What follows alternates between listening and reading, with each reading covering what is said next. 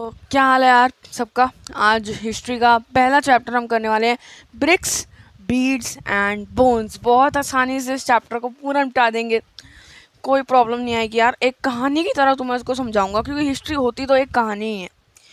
उस एक कहानी की तरह मैंने आपको ये पूरा चैप्टर समझा देना है, और बस थोड़े टाइम में आपका ये चैप्टर ख़त्म हो जाएगा और आप इस चैप्टर के बारे में टेंशन भी नहीं लेओगे।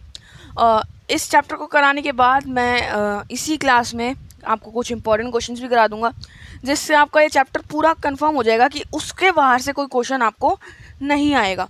तो चलो स्टार्ट करते हैं।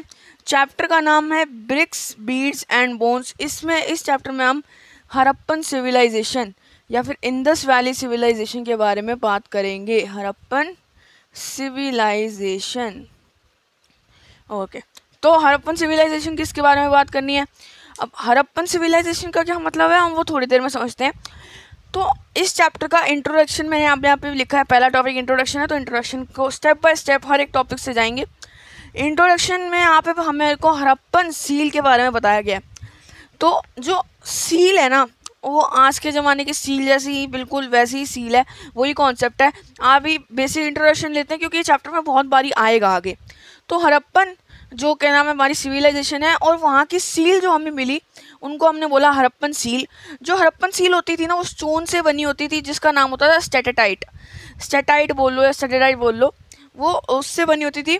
और उसमें ना क्या नाम है, जैसे एक गीली मिट्टी होती थी थोड़ी सी, उसको हम किसी भी चीज़ पे लगा देते थे, जो सूख जाती थी तो एक स्टोन जैसा बन जाती थी और एकदम सील हो जाती थी।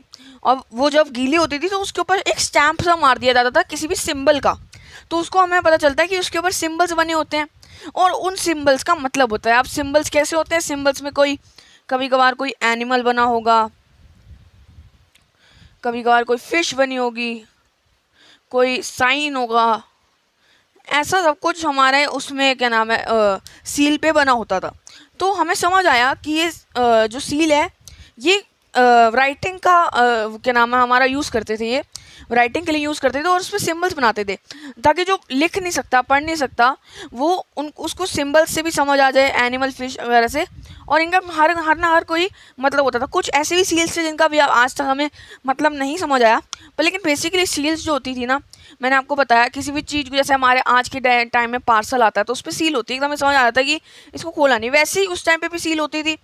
कुछ लिक्विड फॉर्म में जो क्या नाम है हमारा क्ले होती थी, उसको लगा दिया जाता था, उसके ऊपर सिंबल का स्टैम्प लगाया जाता था, और उसको जब सुखा देते थे तो वो स्टोन में बन जाता था स्टेटाइट जो भी है।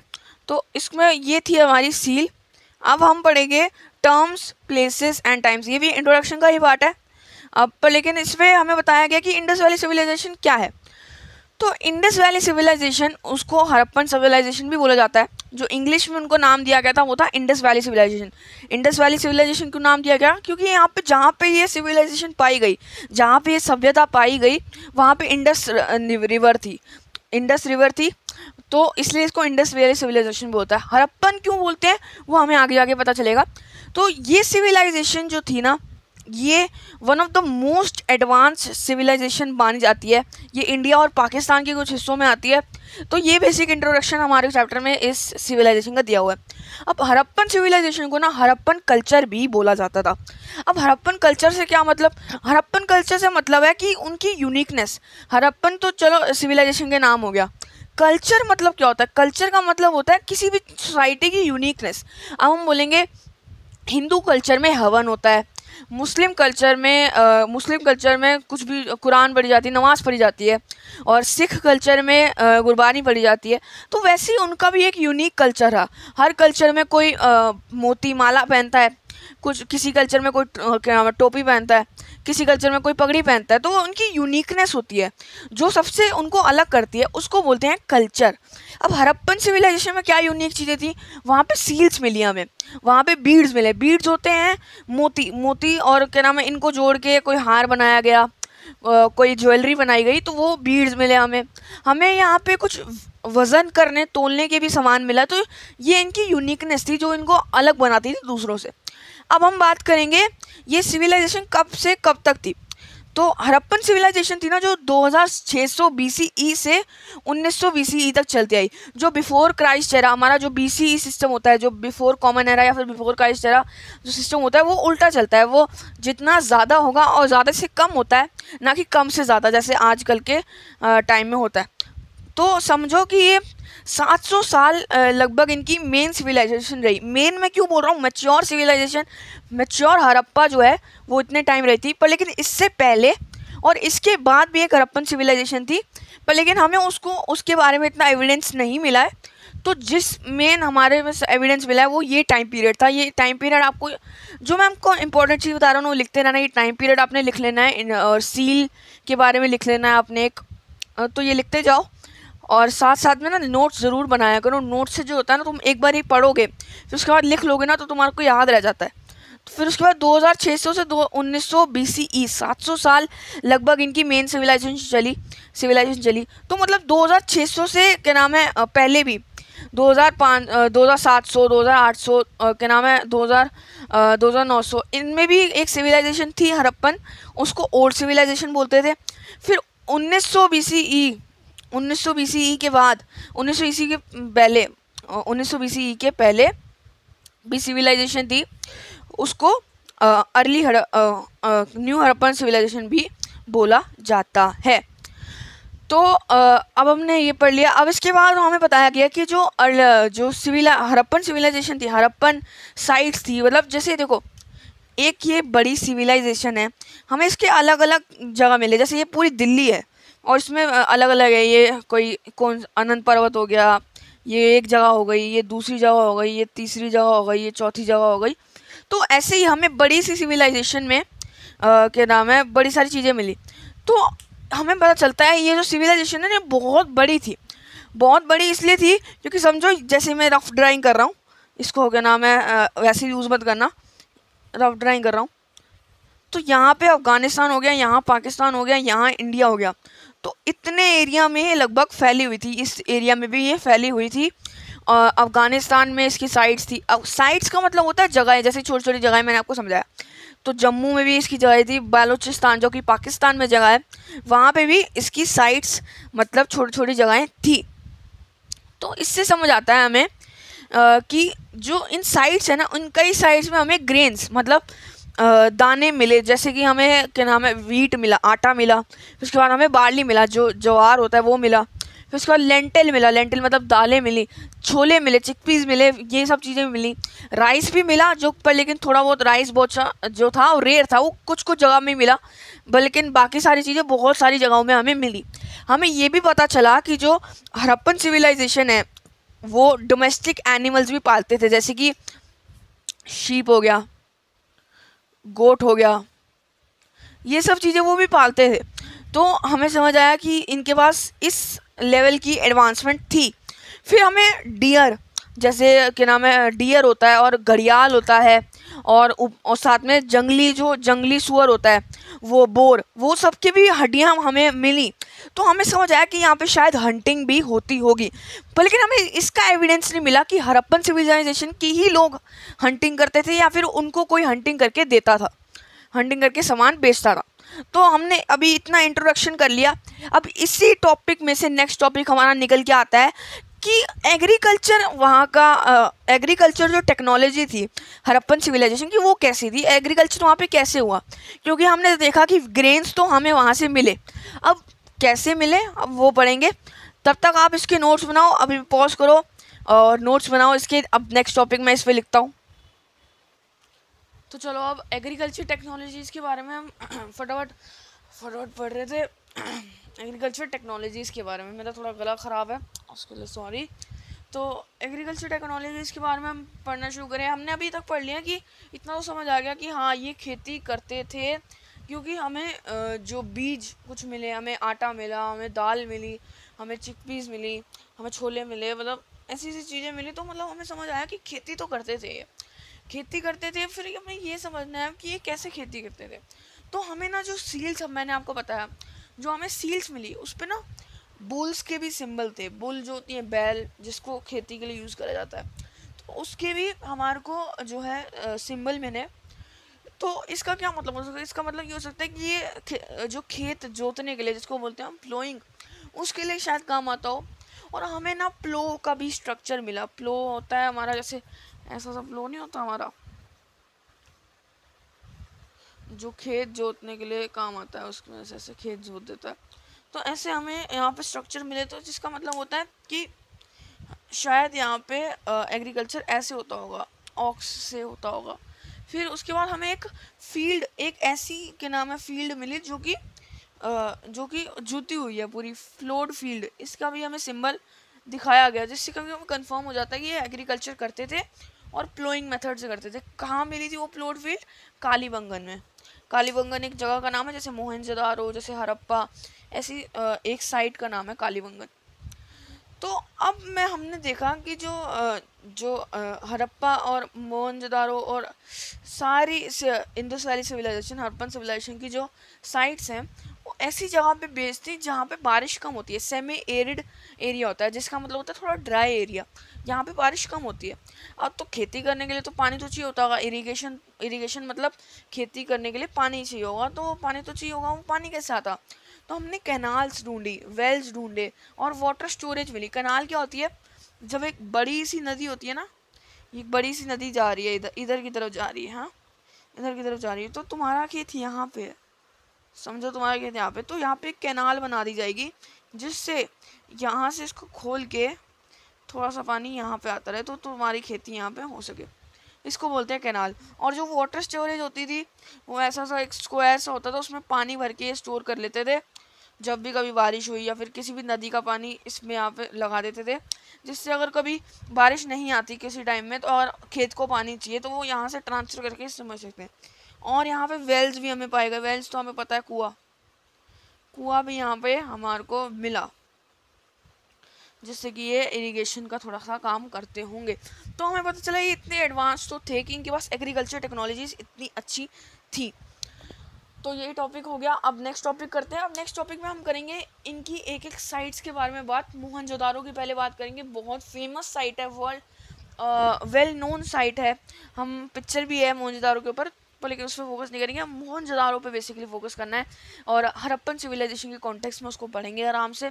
बहुत छोटा सा टॉपिक रह गया और थोड़े से 4-5 टॉपिक और हैं।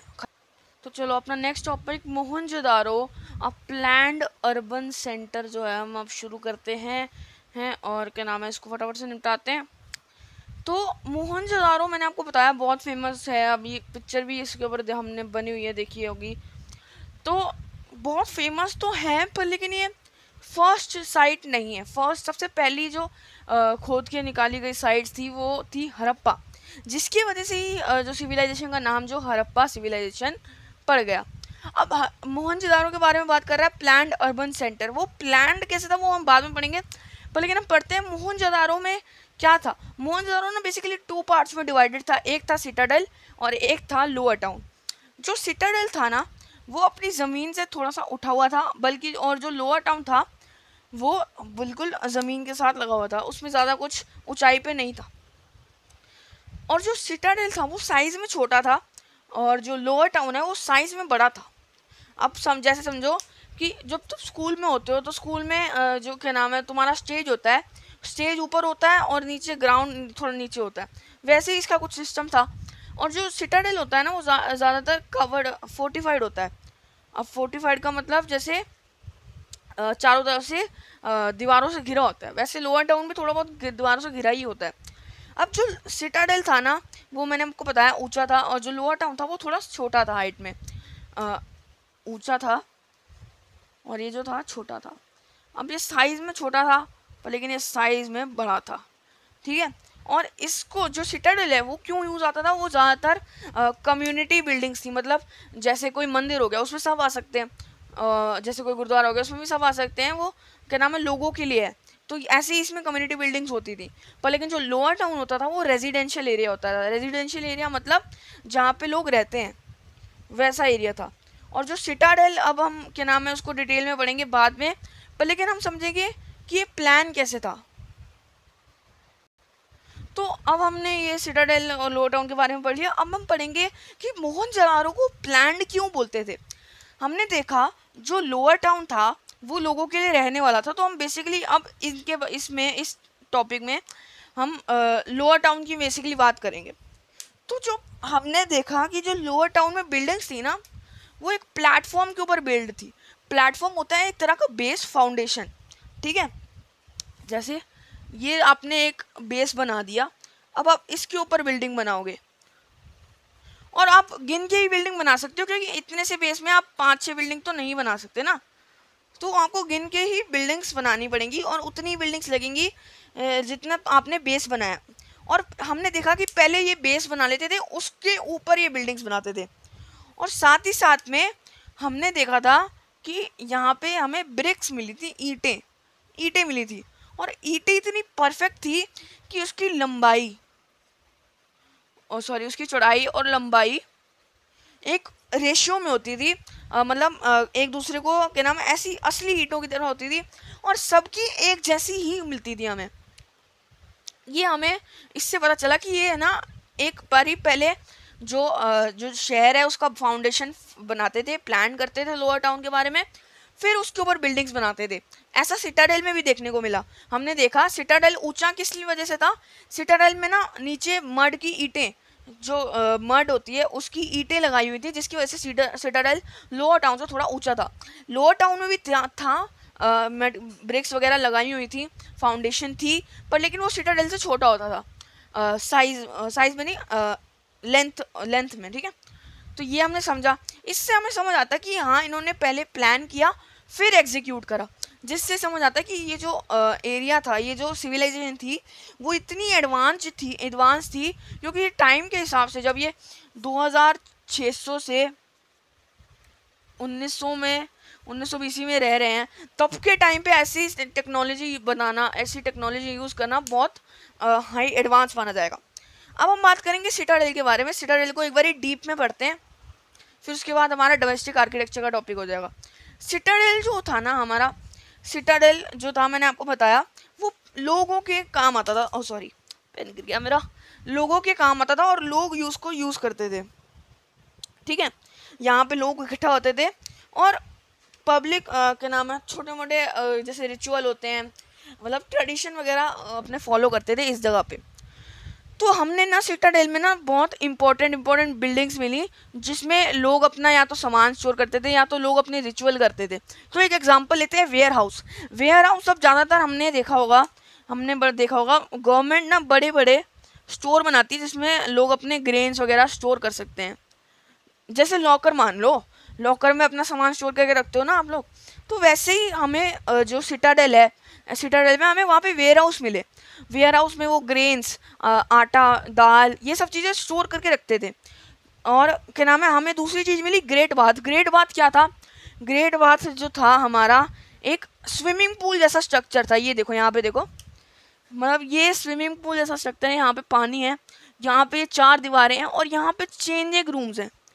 और जब हमने स्टडी करा तो हमें लगा कि ये रिचुअल कोई किसी ट्रेडिशन या फिर कोई किसी रिचुअल के लिए यूज़ होता है, किसी परंपरा के लिए यूज़ होता है, ट्रेडिशन के लिए यूज़ होता है, और इसमें लोग नहाया करते थे।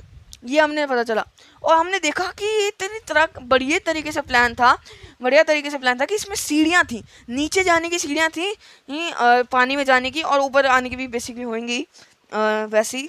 तो और उसमें पानी जो था ना, वो पानी दीवारों को ख़राब ना कर दे, इसके लिए दीवारों पे जिप्सम नाम का एक मटेरियल है, वो भी लगाया जाता था, जिससे क्या होता था कि दीवार ख़राब ना हो। और साथ ही साथ में लोगों के लिए चेंजिंग रूम्स, जो छोटे छोटे चेंजिंग रूम्स मैंने बना रखे हैं यहाँ पे, ये भी बना के रखते थे वो, ताकि जो लोग हैं उनको दिक्कत ना हो, वहीं पे चेंज करके निकल सके वहाँ से। तो ऐसा था सिटाडेल हमारा। तो बेसिकली सिटाडेल क्या था? सिटाडेल एक ऊंची सी जगह थी, लोअर टाउन से थोड़ी ऊंची जगह थी। यहाँ पे लोगों के लिए बिल्डिंग्स बना रखी थी, जैसे सब लोगों के लिए इकट्ठी बिल्डिंग्स बना रखी थी। जैसे वेयर हाउस देखा हमने, वेयर हाउस में वो सामान स्टोर करते थे। फिर हमने देखा यहाँ पे बना हुआ था हमारा क्या नाम है, ग्रेट बाथ जो थी एक रिचुअल के लिए यूज़ होती थी। स्विमिंग पूल जैसा स्ट्रक्चर था, और क्या नाम है, इसके आसपास चेंजिंग रूम्स भी बने हुए थे। अब हम करते हैं डोमेस्टिक आर्किटेक्चर की। मोहनजोदारो के जो घर थे, लोअर टाउन में जो घर होते हैं, वो कैसे बने हुए थे? तो चलो फटाफट से यार, हम डोमेस्टिक आर्किटेक्चर भी खत्म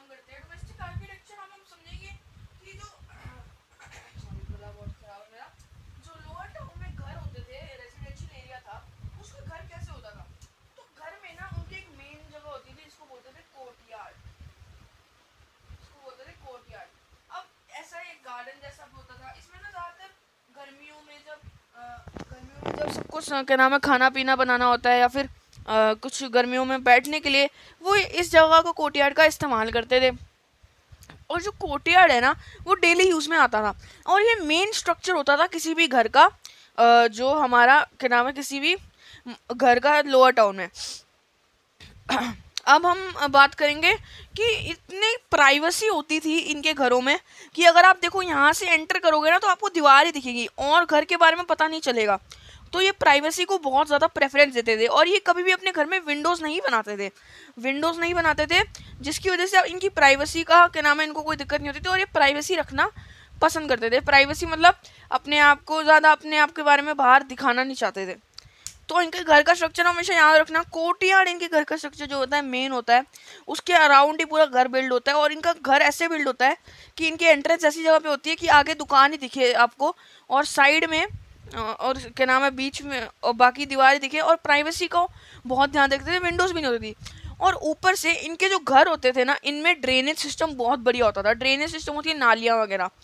तो हमने देखा कि इनके घर में बाथरूम भी है और क्या नाम है बाथरूम से इन्होंने ड्रेन क्या नाम है एक निकाली हुई, एक नाली निकाली हुई है जो कि जो वेस्ट पानी होता है उसको एक जगह कलेक्ट करके वो पानी निकल के वहाँ से चल जाता। तो ये ड्रेनेज सिस्टम उस टाइम के हिसाब से बहुत ज़्यादा एडवांस था, इसीलिए प्लान्ड अर्बन सेंटर बोला गया। अर्बन होता है जो जहाँ पे एडवांस टेक्नोलॉजी होती है, रूरल होता है कम, अर्बन होता है ज़्यादा। अर्बन यहाँ पे बताया गया कि हमें अर्बन तरीके से बहुत एडवांस तरीके से इसको कराया गया है।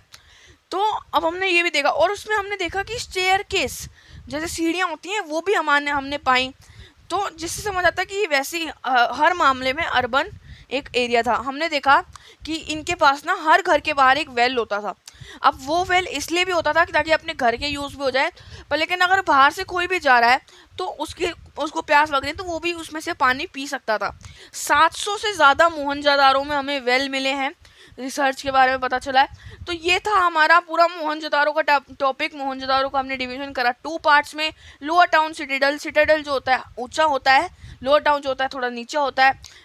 सिटाडेल तो छोटे साइज में होता है, लोअर टाउन बहुत बड़ा साइज होता है। सिटाडेल जो होता है लोगों के लिए यूज़ करता है, सब लोग एक साथ यहाँ पे क्या नाम बिल्डिंग्स में रिचुअल करते हैं, सामान रखते हैं अपना, ये उसमें यूज़ होता है। और जो लोअर टाउन होता है यहाँ पे घर होते हैं लोगों के। और यहाँ पे सिटाडेल की हमने और भी बात करी। सिटाडेल में क्या नाम है रिचुअल वगैरह जो कि दुकानें होती है, बड़ी बड़ी दुकानें बोल रहा हूँ सॉरी, मंदिर जैसा स्ट्रक्चर से होते हैं। हमने देखा कि यहाँ पे ग्रेट बाथ होता है, ग्रेट बाथ एक स्विमिंग पूल जैसा स्ट्रक्चर होता है, यहाँ पे रिचुअल्स होते हैं। और वेयर हाउस भी हमने देखा कि जो वेयर हाउस है मतलब उसमें सामान रखते हैं। और प्लान कैसे था कि ये एक बार एक फाउंडेशन लगा देते हैं, उसके ऊपर ये बिल्डिंग्स बनाते हैं। जब तक ये फाउंडेशन लगा देंगे ना तब तक इनको प्लान होता है कि हाँ इस फाउंडेशन में इतनी ही बिल्डिंग्स बन पाएगी और इससे ज़्यादा नहीं बन पाएगी। और हमने देखा इनकी ईंटें जो होती हैं वो भी बहुत एडवांस्ड ईंटें थी, क्योंकि एकदम बराबर साइज़ की थी, हर ईंट एक जैसे की साइज़ की थी। तो ये हमने पढ़ा। और सिटाडेल कैसे ऊंचा था, सिटाडेल में मड ब्रिक्स थी। मड ब्रिक्स होता है जो छोटी छोटी ब्रिक्स होती हैं, ईंटें होती हैं, वो मिट्टी की ईंटें होती हैं, मिट्टी की ईंटों की ऊंचाई पे था सिटाडेल। तो ये बेसिकली मोहनजोदाड़ो का टॉपिक हो गया। अब इसके बाद हमने डिफरेंसेस वाला टॉपिक करना है। अब पढ़ते हैं कुछ डिफरेंसेस के बारे में कि उस टाइम के सोसाइटी में भी रिच पुअर जैसा कॉन्सेप्ट होता था क्या। आज के टाइम पे हम देखते हैं कि रिच और पुअर का डिफरेंस तो है। आज हम पता कर सकते हैं कि किसी आदमी के कपड़े से कि वो कपड़े से पता चलता है कि वो रिच है या पुअर है। आज हम किसी के घर से पता कर सकते हैं कि वो रिच है या पुअर है। तो उसके वहाँ के टाइम पे भी हमने ऐसे कुछ करके उसको पता करने की कोशिश करी कि हाँ ये बंदा रिच था या पुअर था। तो उसके लिए हम समझते हैं उन्होंने बेसिकली जो आर्कियोलॉजिस्ट थे जो स्टडी करते हैं इन सब चीज़ों को, उन्होंने ढूंढा बरियल्स होते हैं जब उसके वहाँ के टाइम पे जब कोई मर जाता था तो उसको बरी कर देते थे। पर लेकिन तब के टाइम पे ना वो आफ्टर लाइफ में मानते थे। आफ्टर लाइफ मतलब इस जन्म के बाद भी कुछ क्या नाम है जो बॉडी सोल छोड़ के चली जाती है वो अगले जन्म में चली जाती है। तो अगले जन्म में उनको कुछ ज़रूरत होगी तो वहाँ पे वो ज्वेलरी साथ में दफना देते थे, ज्वेलरी वगैरह, ओरेनमेंट्स, पॉटरी ये सब उसके साथ छोड़ देते थे। तो हमें जहाँ पे ज्वेलरी महंगी ज्वेलरी जो ज़्यादा मिली, ओरेनमेंट ज़्यादा मिले, पॉटरी ज़्यादा मिले, तो हम समझ गए कि ये रिच बंदा था। पर लेकिन जिसमें कम मिला तो समझ आते थे कोई बेचारा गरीब आदमी था, उसकी डेथ हुई थी तो उसकी ग्रेव है। तो हमें यहाँ से पता चला कि रिच और पुअर का कॉन्सेप्ट तो था, हमने ऑर्नामेंट्स मिले जैस्पर और बीड्स। ऑर्नामेंट्स होते हैं मोती, मोती हमने जैस्पर के नाम है, बहुत प्यारा छोटा सा मोती होता है, स्टोन का होता है। और बीड्स मैंने आपको बताया मोती मोती जैसे होते हैं। तो इससे हमें पता चलता है कि डिफरेंस तो था। अब हमने दूसरा एक तरीका निकाला, लुकिंग फॉर लग्जरी आइटम्स। अब हम देखो आज के ज़माने में एक ये पेन है और समझो कि ये एक वॉच है, महंगी वॉच है। तो दोनों में डिफरेंस क्या है? ये जो ये चीज़ है, मार्कर है, ये मेरा डेली लाइफ में यूज़ आ रहा है, पर लेकिन जो वॉच है और बड़ी सुंदर वॉच है, और वो महंगे महंगे ओकेशन में ही मैं यूज़ करूँगा। तो ऐसे ही हमने भी यहाँ पे भी इन्होंने डिवाइड कर दिया सामानों को, जो भी इनका सामान मिलता था ये उनको टू टाइप्स में डिवाइड कर देते थे। एक था यूटिलिटेरियन और एक था लग्जरीज। नाम से ही पता चल रहा है, यूटिलिटेरियन मतलब यूटिलिटी, यूटिलिटी होता है डेली यूज़ के लिए जो सामान यूज़ होता है। जैसे हमारा डेली यूज़ के लिए सामान यूज़ हो गया, हमारा चम्मच हो गए, हमारी थालियाँ हो गई, हमारा क्या नाम है, आज के ज़माने में देखो तो फ़ोन हो गया। ये हमारे डेली यूज़ का सामान, तो ये थोड़ा सस्ता होता है और ये थोड़ा चीप होता है, ये सस्ता होता है। पर लेकिन जो लग्जरीज होती हैं वो बहुत कम मिली हमें। तो हमें समझ आया कि हाँ ये रिच लोगों के पास होती होगी। तो मतलब जो लग्जरीज होती थी ना वो रेयर होती थी, मतलब बहुत कम मिलती थी और इसलिए वजह से वो महंगी भी होती थी। और उस टाइम की जो लग्जरी आइटम होती थी ना वो बहुत ज़्यादा कॉम्प्लिकेटेड होती थी। जैसे बीड्स, जो बीड्स होते थे ना, इनको बनाने के इन्होंने बड़े सारे तरीके इजाद किए थे उस टाइम पे। उस टाइम के लिए बहुत हाई टेक्नोलॉजी होती थी। कभी कभी दो स्टोन को मिला के एक बीड बनाते थे। ये आगे आपको बीड्स के बारे में डिटेल में पता चलेगा। पर लेकिन ये कुछ कॉम्प्लिकेटेड सा सिस्टम होता था जिसमें जिससे वो लग्जरी आइटम्स बनी होती थी। तो इतना बेसिकली हमें डिफरेंस समझ आ गया कि जो पुअर और रिच पुअर के बीच में डिफरेंस क्या था। हमने जब हमने कब्रें चेक करी, उनकी कब्रें तलाशी, तो हमें वहाँ पे ज्वेलरीज मिली, ऑर्नामेंट्स मिले, पॉटरी मिले, जिससे हमें समझ आया जिसमें ज़्यादा हुआ वो रिच बंदे की किसी की ग्रेव हुई और जिसमें कम हुआ वो पुअर बंदे की ग्रेव हुई। तो मतलब डिफरेंस था, डिफरेंट लोग यहाँ पे भी भेद था कि तू गरीब है मैं रिच हूँ, ऐसे। फिर यहाँ पे हमने लग्जरी आइटम्स के बारे में देखा। ये यूटिलिटी के जो डेली यूज़ की आइटम थी उसको यूटिलिटेरियन बोला गया, और जो लग्जरीज की आइटम थी उस जो रेयर आइटम्स थी, महंगी आइटम्स थी, वो लग्जरी में बोला गया। ये कभी कभी यूज़ होती थी। लग्जरी आइटम्स उसके टाइम की बीड्स थी। बीड्स जो थी बड़ा महंगा होता था उस टाइम पे, क्योंकि वो प्रीशियस मेटल से बनी होती थी, प्रीशियस स्टोन से बनी होती थी और रेयर होती थी। अब हमने जब रिसर्च करी तो हमें पता चला कि जो रेयर आइटम थी ना वो छोटी छोटी साइट्स में नहीं मिलती थी, बड़ी बड़ी साइट्स में मिलती थी। जो फेमस साइट्स होती थी ना वहाँ से हमें ज़्यादातर रिच आइटम्स मिलती थी। तो हमें इससे पता चलता है कि यहाँ पे डिफरेंसेस तो थे। फटाफट से अब ये 10-15 मिनट का चैप्टर रह गया। अब नेक्स्ट टॉपिक आता है finding about craft production. Guys यहाँ पे ब्लूपर हो गया था। चलो, तो हमें यहाँ पे क्राफ्ट प्रोडक्शन के बारे में कैसे पता चला, अब ये बात करते हैं। अब हमने एक देखी जगह चाहनुदारो। चाहनुदारो एक छोटी सी सेटलमेंट थी जो कि मोहनजोदारो से बहुत छोटी थी। कंपेयर करें तो ये सिर्फ 7 हेक्टेयर की थी, और जबकि जो मोहनजोदारो है वो 125 हेक्टेयर का था। मतलब कितनी छोटी सी ये सेटलमेंट होगी। पर लेकिन हमने यहाँ देखा कि यहाँ पे प्रोडक्शन बहुत ज़्यादा है। यहाँ पे हमने बीड्स मिले, हमें शेल मिले, हमें यहाँ पे मेटल के पीसेस मिले, यहाँ पे मेटल के पीसेस मतलब रॉ मटेरियल्स मिले और सील्स मिले, जिससे पता चलता है कि यहाँ पे अच्छा यहाँ पे प्रोडक्शन बहुत ज़्यादा होगी। अब हमने पता क्या करा, यहाँ पे क्राफ्ट प्रोडक्शन कैसे पता करी। हमने एरियाज जो देखे वहाँ पे हमने चेक करा कि वहाँ पे सामान रॉ मटेरियल अगर है, रॉ मटेरियल है, और वहाँ पे देखा कि हमने कि वेस्ट मटेरियल्स भी हैं, जिससे कि पता चल जाता है कि यहाँ पे हाँ यहाँ पे होती होगी, यहाँ पे होता हुआ हमारा क्या नाम है प्रोडक्शन होती होगी। फिर उसके बाद हमने पढ़ा नागेश्वर एंड बालाकोट। नागेश्वर एंड बालाकोट में हमें जो है कोस्टल एरिया मतलब समुद्र के पास जो इसका इलाका है, तो यहाँ पे शेल मिले, बहुत सारे शेल जो होती हैं, सीप मिली वहाँ पे हमने। उसमें देखा कि सीप में कट्स लगे हुए, मतलब कट्स लगे हुए, जिसका मतलब यहाँ पे प्रोडक्शन होती थी शेल्स की। तो हमने लोकल एरिया के हिसाब से कि यहाँ पे क्या मिलता है उसके हिसाब से हमें पता चला कि यहाँ पे क्या क्राफ्ट प्रोडक्शन होती है।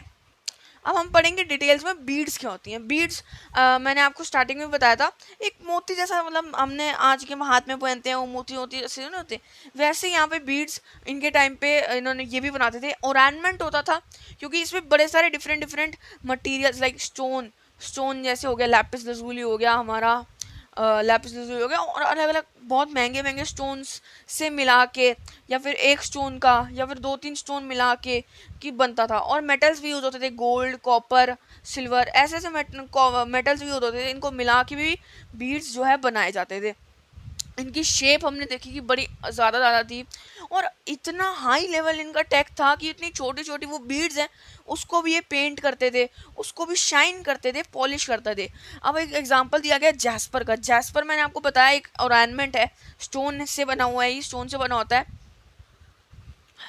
तो ये जो होता है ना, ये वैसे तो येलो इन कलर होता है, येलो कलर का होता है, और पर लेकिन जब इसको पॉलिश किया जाता है, अच्छे से पॉलिश किया, तो थोड़ा इसका रेड कलर बाहर आता है। तो इतनी उनकी हाईटेक इनको समझ थी, इतनी एडवांस थे ये, कि ये उसको पॉलिश करते थे, उसको पेंट करते थे, और उसको शाइन भी करते थे, जिसकी वजह से उसका बेस्ट निकल के आए। ये था बीड्स का हमारा, बीड्स क्या थी ये हमने पढ़ा। तो अब हम पढ़ेंगे कि अब हमें पता कैसे चलता था कि यहाँ पे इस चीज़ की प्रोडक्शन होती थी। तो हमने ना बेसिकली 3 चीज़ों के बारे में देखा, वेस्ट मटेरियल्स, एरिया और रॉ मटेरियल। वेस्ट मटेरियल होता है जैसे हम लोग कभी कभी पेपर पे कुछ लिख रहे होते हैं और हमें क्या नाम है गलत लिख देते, तो काट के पेपर को फेंक देते हैं, वैसे ही वो वेस्ट हो जाता है। पर लेकिन अगर कोई आएगा, वो बंदा देखेगा कि ये क्या करने की कोशिश कर रहा है, तो समझ जाएगा कि अच्छा मैं लेटर लिख रहा हूँ, पर लेकिन वो लेटर गलत हो जाता है, तो मैं उसको फेंक देता हूँ। पर लेकिन हम वो दूसरा बंदा आएगा तो वो देखेगा ये लेटर लिख रहा था, चाहे वो गलत ही हो, पर लेकिन उससे समझ आ जाएगा ना कि लेटर लिख रहा था। तो ये हमारा एक तरीका हो गया कि इससे हमें पता चल जाता है कि यहाँ पे इस चीज़ की प्रोडक्शन होती थी और कहाँ पे क्या नाम है क्यों होती थी। ठीक है, फिर एरिया हो गया कि जैसे मैंने आपको बताया कि नागेश्वर एंड बालाकोट जो एरिया था, ये कोस्टल एरिया था, मतलब समुद्र के पास एरिया था, तो यहाँ पे शेल्स की प्रोडक्शन ज़्यादा होगी, ये हमने ऐसे पता करा। फिर इसके बाद हमने देखा रॉ मटेरियल, कि यहाँ पे रॉ मटेरियल किस किस चीज़ का रॉ मटेरियल है, जिससे हमें पता चला कि हाँ यहाँ पे इस चीज़ की प्रोडक्शन होती होगी, इस चीज़ को बनाया जाता होगा। और कैसे बनाया जाता होगा मैंने आपको बताया कि ये शाइनिंग करते थे, बीड्स की पॉलिशिंग करते थे, एडवांस टेक्नोलॉजी से बनाते थे। अब हम बात करेंगे कि इनको रॉ मटेरियल मिलता कहाँ से था।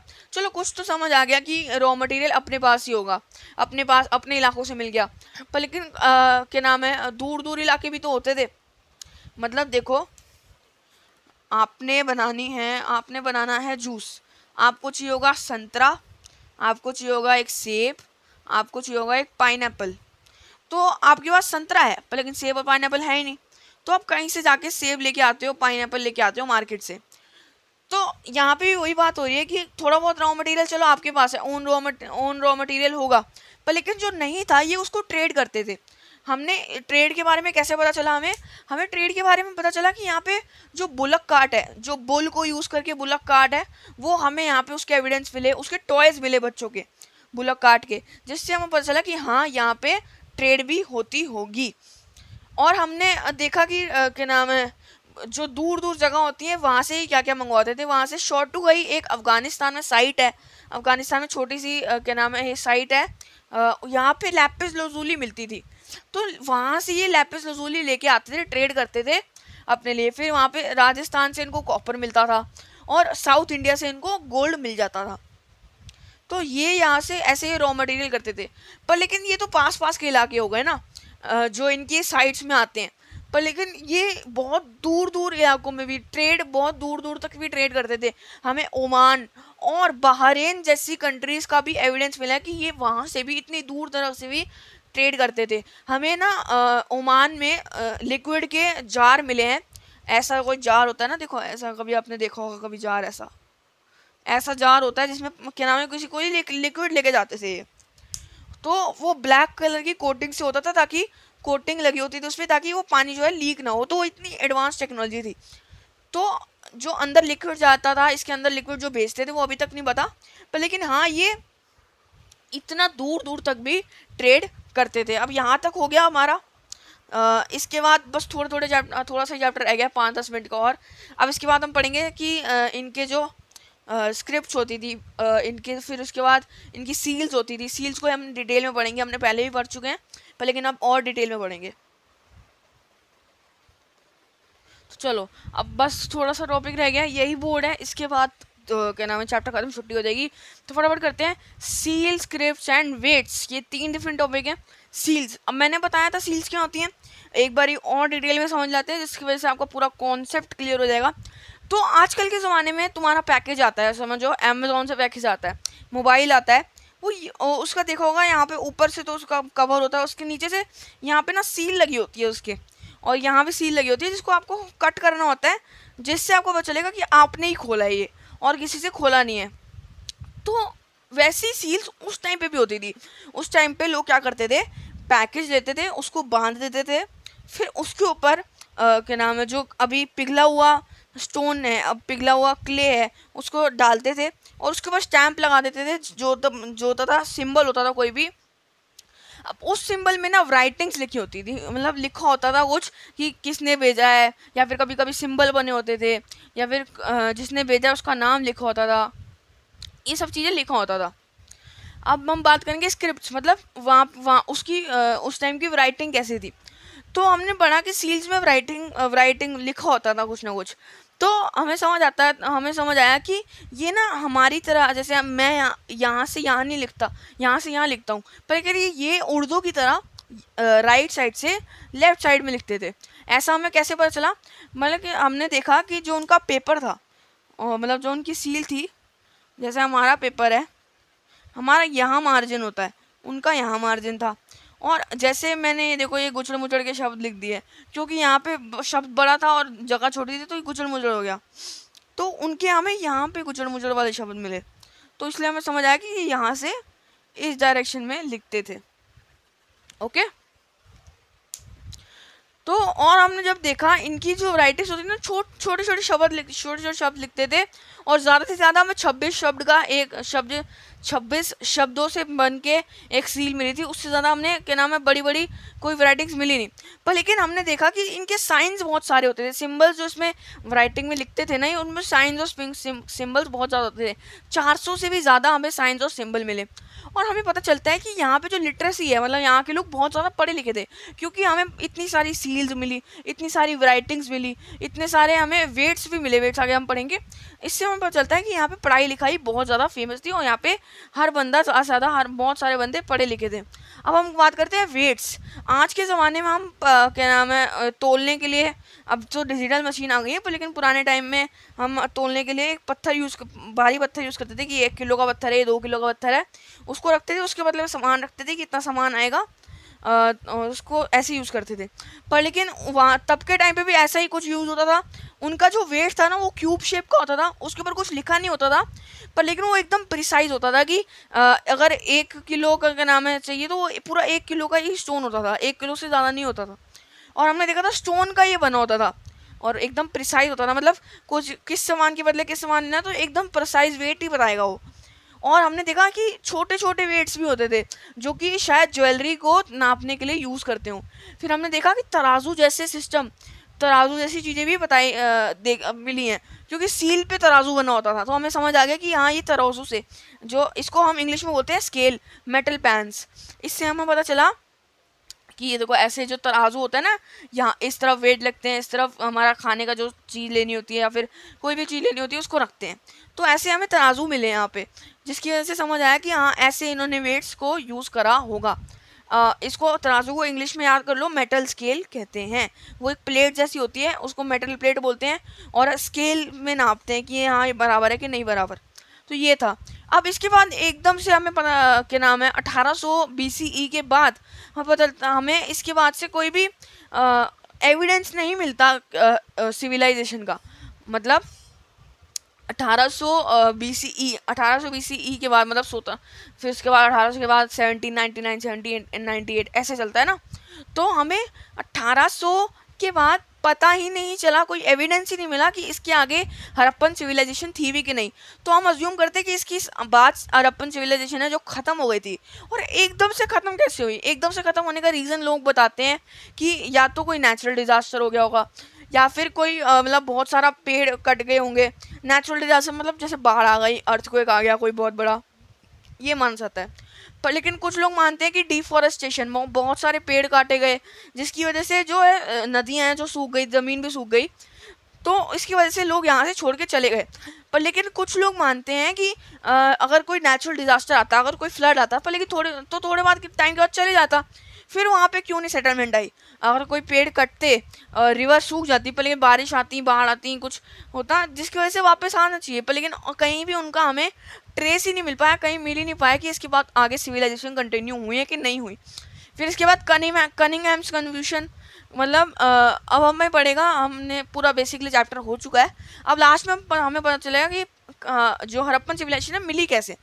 तो सबसे पहले जो हमारे ASI थे, मतलब आर्कियोलॉजी सर्वे ऑफ इंडिया, ये इसके फर्स्ट जनरल जो थे, आर्कियोलॉजिकल सर्वे ऑफ इंडिया के फर्स्ट जनरल थे जो थे 19th सेंचुरी में, जो क्या नाम है, कनिंघम। इनको ना पहले मिल जाता है कि क्या नाम है, हाँ अच्छा यहाँ पे हमारा क्या नाम है, उनको सील्स मिल जाती हैं, सामान मिल जाता है, पर लेकिन फिर भी ये उस सील पे टाइम पे कुछ नहीं बोल पाते, क्योंकि उस टाइम पे उनको इसकी डेट नहीं मिलती कि ये कब का है, तो उसको रख देते हैं, उसको क्या नाम है, अभी उसके बाद डिसाइफर नहीं कर पाते।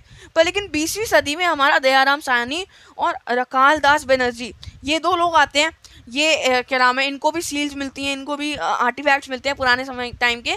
तो ये देखते हैं कि ये तो बहुत पुराने आर्टिफैक्ट्स हैं और बहुत सारे मात्रा में मिल रहे हैं जगह जगह से हमें। तो ये एक मीटिंग बिठाते हैं और उस टाइम के ASI, उस टाइम के ASI archaeological survey of India के जनरल, उस टाइम पे जॉन मार्शल होते हैं, उनको बताते हैं कि हमें ऐसे ऐसे ये सामान मिल रहा है। तो उस टाइम पे वो अनाउंस कर देते हैं कि अब से एक नई सिविलाइजेशन आ चुकी है, नई सिविलाइजेशन हड़प्पन सिविलाइजेशन हमें मिल चुकी है। तो यहीं पे आपका चैप्टर समाप्त होता है। बहुत इजी चैप्टर है मेरे हिसाब से, तो एकदम कहानी की तरह मैंने तुम्हारे को समझा दिया है। अब हम करेंगे इसके बहुत मोस्ट इंपॉर्टेंट क्वेश्चन, वो मतलब 10-15 क्वेश्चन होंगे कुछ। अगर इसके बाहर से अगर कोई क्वेश्चन आ जाता है तो आप मेरा नाम भी बदल सकते हो, क्योंकि ये बहुत पूरे चैप्टर में से निकल के ही वो क्वेश्चन आएंगे। तो वो क्वेश्चन करते हैं फटाफट। तो चलो यार, अब इस चैप्टर को पूरी तरह से ख़त्म करते हैं। जितने भी इंपॉर्टेंट क्वेश्चन बन सकते थे, जितने जहाँ से भी आपकी टीचर आपको क्वेश्चन आंसर्स दे सकती थी इस चैप्टर के बारे में, वो लिख के आ गया हूँ, और एक एक क्वेश्चन आपको ऐसे समझा दूंगा, घोल के पिला दूंगा ये चैप्टर में आपको। चैप्टर 1 के सबसे मोस्ट इंपॉर्टेंट क्वेश्चन अब करने वाले हम। सबसे पहला question, describe the subsidence strategy of Harappan civilisation. अभी पहले क्वेश्चन को समझो। Describe the subsistence strategy of Harappan civilisation. Subsistence strategy से इसका मतलब है एग्रीकल्चर स्ट्रैटेजी। एग्रीकल्चर स्ट्रैटेजी मतलब हमें एग्रीकल्चर का क्या क्या सामान मिला हड़प्पन सिविलाइजेशन में, ये बताने को बोल रहा है। एग्रीकल्चर में हमें क्या क्या मिला था, याद करो। एग्रीकल्चर में हमें मिला कि हड़प्पन सिविलाइजेशन में हमें मिला कि वहाँ पे weeds, grains like weeds, barley मिला। फिर उसके बाद हमें लेंटिल्स मिली, चिकपीस मिली, राइस मिले। तो हमें ये समझ आया कि यहाँ पे एग्रीकल्चर तो होगा। फिर हमने देखा कि एग्रीकल्चर करने के लिए ये प्लोइंग मेथड यूज़ करते थे। फिर साथ साथ में हमने देखा कि ये एग्रीकल्चर बुल से प्लोइंग करते होंगे, हमने बुल के एविडेंस मिले, फिर प्लोइंग के एविडेंस मिले। फिर हमने देखा कि ये जो इनका जो फार्मिंग होती थी वो ज़्यादातर सेमी एरिड लैंड्स पे होती थी। सेमी एरिड लैंड्स का मतलब क्या होता है? सेमी एरिड लैंड्स का मतलब होता है जहाँ पे थोड़ी सी बरसात कम होती है, सूखा होता है, तो यहाँ पे इरीगेशन की फैसिलिटी बहुत ज़्यादा थी। तो ये ऐसे क्या नाम है सस्टेनेंस स्ट्रैटेजी थी हड़प्पन सिविलाइजेशन की। ये क्वेश्चन हो गया। दूसरा question, what were the methods of irrigation in Harappan civilization. इसी चैप्टर में, इसी क्वेश्चन में से निकला हुआ ये क्वेश्चन है। इरिगेशन के क्या क्या मेथड यूज़ करते थे हड़प्पन सिविलाइजेशन में। हमने देखा कि वो वेल्स यूज़ करते थे, हमने देखा वो कनाल्स बनाते थे, हमने देखा कि वो क्या नाम है वाटर स्टोरेजेस बनाते थे, जिससे क्या करते थे, जिससे वो इरिगेशन करते थे अपनी क्रॉप्स के लिए। सेकंड क्वेश्चन हो गया। थर्ड क्वेश्चन हो गया, अगर आपको नंबर के हिसाब से लिखना है, अगर आपको सिर्फ 1 मार्क्स का क्वेश्चन दिया होगा कि इरिगेशन की क्या फैसिलिटीज थी, आपने सीधा लिख देना वेल्स थे, फिर लिख देना वाटर स्टोरेज थी, फिर कैनाल था। अगर आपको ज़्यादा मार्क्स का क्वेश्चन लगता है तो हर एक उसको एक्सप्लेन करना है। जैसे कि जो स्टोरेज थी वो हमें गुजरात में मिली थी, वेल्स हमें मोहनजोदारो में मिले थे, मोहनजोदारो में मिल जाते हैं, और उसके बाद जो हमें कैनाल्स थी वो अफ़गानिस्तान में मिली थी, शॉर्टवाई अफ़गानिस्तान में मिली थी। तो ऐसे आपको हर उसको एक्सप्लेन करना है, ठीक है। अब हमें बताना है describe the site of Mohenjodaro. अब मोहनजोदारो को डिटेल में एक्सप्लेन करने का क्वेश्चन है। अगर ये बहुत बड़ा क्वेश्चन आता है तो इसमें आपको वो सिटाडेल और क्या नाम है, सिटाडेल और लोअर टाउन को भी एक्सप्लेन करना। अगर ये थोड़ा छोटा क्वेश्चन आता है तो आप ब्रीफ में बता देना कि हाँ इसमें सिटाडेल भी होता था, इसमें क्या नाम है लोअर टाउन भी होता था। तो स्टार्ट करेंगे। तो हमने बताना कि मोहनजोदारो एक बहुत फेमस जो है हड़प्पन साइट है। इसमें फिर हमने लिखना है कि ये 125 हेक्टेयर्स का था। फिर इसके बाद हमने लिखना है कि मोहनजोदारो में मोहनजोदारो फर्स्ट साइट नहीं थी पर लेकिन फिर भी बहुत फेमस थी। फर्स्ट साइट जो थी हमारी हड़प्पा थी। फिर उसके बाद हमने लिखना है कि जो मोहनजोदारो है ना वो बेसिकली 2 पार्ट्स में डिवाइडेड था, सिटाडेल एंड लोअर टाउन। में बड़े आंसर बता रहा हूँ, अगर आपको छोटा आता है तो आप इसने बस छोड़ देना, सिटाडेल और लोअर टाउन में डिवाइडेड था। और फिर जब तो एक्सप्लेन करने को बोले तो सिटाडेल को एक्सप्लेन करना कि ये क्या नाम है, सिटाडेल थोड़ा सा ऊंचाई पे होता था पर लेकिन इसका साइज़ छोटा होता था। फिर आपको लोअर टाउन के बारे में बताना है कि ये थोड़ा सा ऊंचाई पे कम होता था पर लेकिन ये इसका साइज़ ज़्यादा होता था। तो ये बेसिकली आपको एक्सप्लेन करना है पूरा सिटाडेल और लोअर टाउन। फिर इसके बाद इनके घर घर कैसे होते थे ये भी बता देना। तो ये describe the site of Mohenjodaro ये हो गया। नेक्स्ट क्वेश्चन है हमारा, Harappan civilization had a planned drainage system explain. अब हमने पढ़ा था कि यहाँ पे प्लान्ड ड्रेनेज सिस्टम है। ड्रेनेज सिस्टम मतलब वो नालियाँ नहीं होती हमारे घर में, वैसे ही इनका भी प्लान्ड ड्रेनेज सिस्टम था। हमने पढ़ा कि इनके जो घर होते थे इनमें बाथरूम्स होते थे ना, वहाँ से भी इन्होंने ड्रेनेज सिस्टम कराया हुआ था जो कि रोड से कनेक्टेड था, रोड से कनेक्टेड था और एक जगह पे कलेक्ट हो जाता था पानी। तो ये इतना प्लान्ड ड्रेनेज सिस्टम रखते थे। Next question, explain the residential house of Mohenjodaro. अब मोहनजोदारो में आपको मैंने बताया ये कैसे हाउस होते थे। बीच में कोर्टयार्ड होता था, उसके अराउंड ही हाउस बना होता था और प्राइवेसी का ये बहुत ध्यान रखते थे। अगर तुम एंट्रेंस से घुसोगे तो तुम्हारे को एंट्रेंस से एक दीवार ही दिखेगी, पूरे अंदर का घर का कुछ पता नहीं चलता था। सेकेंडली ये प्राइवेसी का बहुत ध्यान रखते थे। विंडोज़ नहीं बनाते थे, विंडोज़ नहीं बनाते थे क्योंकि ये एक दूसरे की प्राइवेसी की बहुत ज़्यादा चिंता करते थे। और ऊपर से इनके हमें यहाँ पे ड्रेनेज सिस्टम बहुत ज़्यादा घरों में भी प्रॉपर मिला और साथ ही साथ में इनके घरों में हमें स्टेयरकेस भी मिली, वेल्स भी मिले। ये आपको यहाँ पे रेजिडेंशियल आंसर में लिखना है। Next question, how archaeologist found about social and economical difference. वही जो मैंने आपको बताया, सोशल एंड इकोनॉमिकल डिफरेंस कैसे, रिच पुअर के डिफरेंस उन्होंने कैसे ढूंढा। पहला बरियल से ढूंढा, जिसकी ग्रेव में ज़्यादा ज्वेलरी वगैरह ऑर्नामेंट्स पॉटरी होती थी मतलब वो रिच है, जिसकी ग्रेव में कम होती, जिसकी बरियल में, जिसकी कब्र में कम ये सब सामान होता था वो पुअर है। फिर उसके बाद हमने यूटिलिटेरियन लग्जरी सामान पढ़ा, उसका भी आपको यहाँ पे बताना है कि यूटिलिटेरियन जो सामान था वो डेली यूज़ का होता था और चीप होता था। फिर उसके बाद जो हमारा लग्जरीज होती थी वो जो होती थी बहुत लग्जरीज होती थी ना, वो महंगी सामान होता था, टेक्निकल बहुत मुश्किल से बनाते थे वो लोग और रेयर सामान होता था। ये हम इसको हमें पता चलता है कि जो रेयर सामान होता था वो रिच लोग ही अफोर्ड कर पाते थे और जो चीप सामान था वो सबके पास था, वो और कॉमन हो गया था। ठीक है, ये हमारा एक क्वेश्चन हो गया एक और। अब इसके बाद चानूदारो पे शॉर्ट नोट लिखने को कह रहा है। तो आपने बताना चानूदारो बहुत छोटी साइट थी एज कम्पेयर टू मोहनजोदारो। वो सिर्फ चानूदारो सिर्फ 7 हेक्टेयर की थी, बल्कि जब मोहनजोदारो जो था 125 हेक्टेयर का था। पर लेकिन इसका छोटा होने का मतलब ये नहीं कि इसमें कुछ होता नहीं था, इसमें बहुत ज़्यादा प्रोडक्शन होती थी। हमने यहाँ पे रॉ मटेरियल, हमें यहाँ से बहुत ज़्यादा रॉ मटेरियल मिला। इसमें हमें यहाँ से बीड्स मिले, सील्स मिले, क्या नाम है उसके बाद उसके बाद शेल्स मिले, जिससे हमें पता चलता है यहाँ पे बहुत ज़्यादा प्रोडक्शन होती थी। Next question, how we identified areas of craft production. हमें पता कैसे चला कि यहाँ पे इस चीज़ की प्रोडक्शन होती थी और ज़्यादा होती थी। हमने देखा, हमने 3 मेथड यूज़ करे, एरिया, उसके बाद फिर वेस्ट मटेरियल्स, फिर उसके बाद एविडेंस ऑफ रॉ मटेरियल। हमने पहले एरिया देखा, जैसे कोस्टल एरिया में जो हमारा नागेश्वर और बालाकोट है, हमने देखा कि वहाँ पे कोस्टल एरिया और वहाँ पे हमें शेल्स मिले। इसका मतलब हमें समझ आ गया कि कोस्टल एरियाज में शेल्स मिलते हैं तो वहाँ पे शेल्स की प्रोडक्शन होती है। और अफगानिस्तान में हमने जैसे देखा कि शॉर्टुगाई में हमें लैपिस लजूली बहुत ज़्यादा मिल रही थी, तो लैपिस लजूली के लिए वहाँ पे साइट बनाई गई और वहाँ पे लैपिस लजूली का रॉ मटेरियल से सामान बनाया जाता था। फिर हमने देखा कि जो रॉ मटेरियल के एविडेंस मिले कि यहाँ पे ये रॉ मटेरियल है, मतलब हाँ यहाँ पे ये चीज़ बनाई जाती होगी। हमें जहाँ से स्टोन मिला या हमें जहाँ से गोल्ड मेटल मिला तो हमें समझ आता कि यहाँ पे गोल्ड और मेटल की प्रोडक्शन होती होगी और यहीं से शायद ये गोल्ड और मेटल मिलता होगा।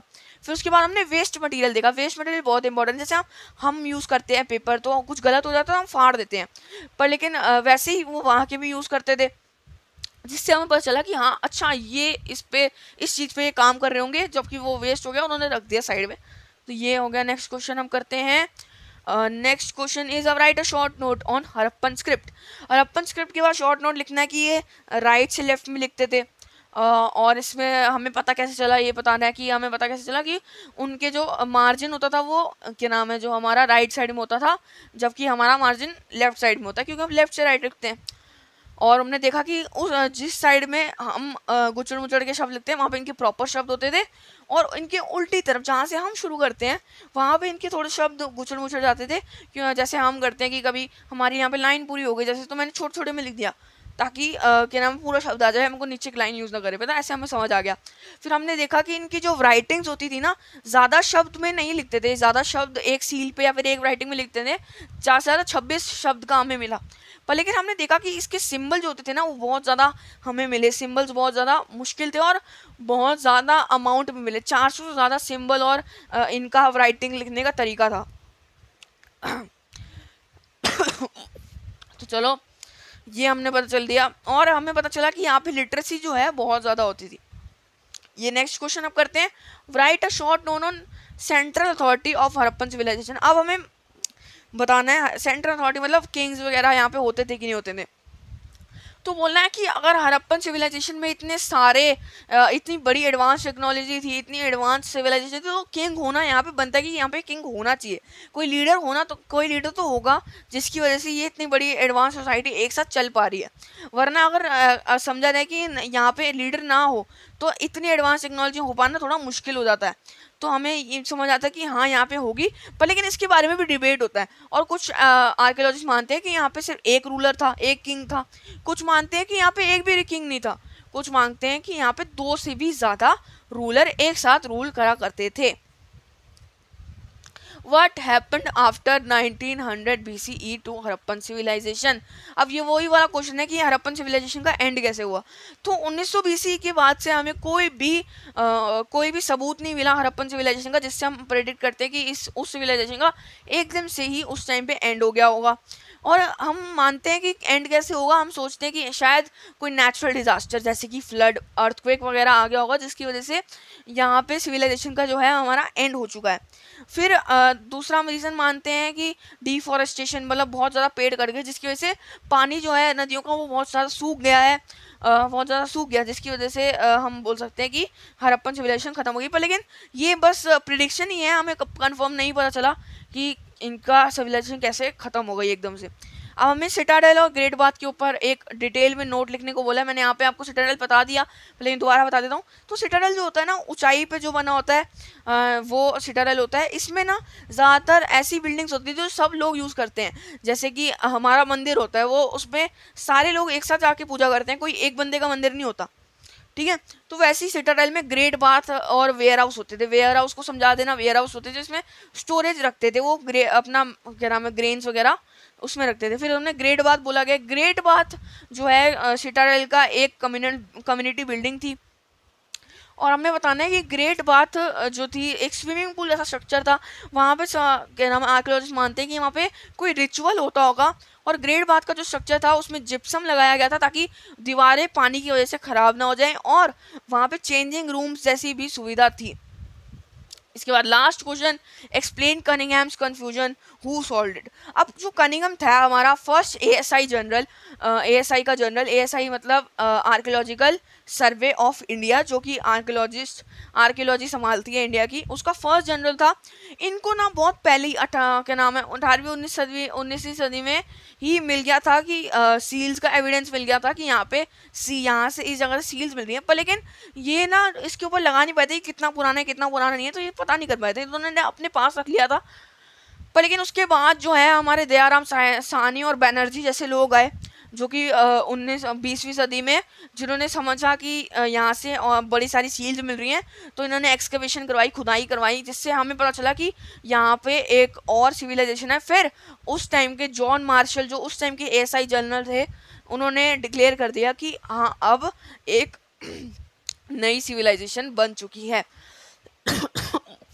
तो ये चैप्टर ख़त्म हुआ भाई, बहुत इजी चैप्टर था, आराम से इसको हमने कहानी की तरह ख़त्म कर लिया।